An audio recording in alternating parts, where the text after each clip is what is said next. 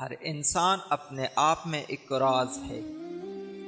اگر بے انتہا دولت چاہتے ہو تو اپنے اندر 3 چیزیں پیدا کرو: محنت، ایمانداری اور مہارت۔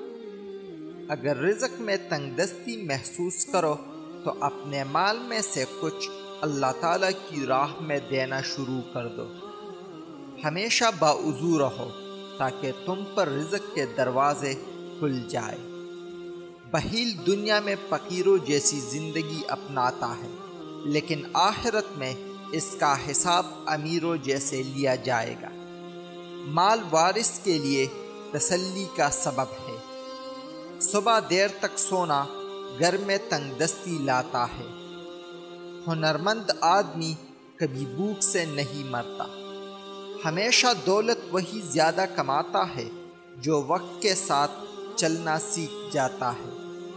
رزق کی تلاش میں پرندوں کی پیروی کرو۔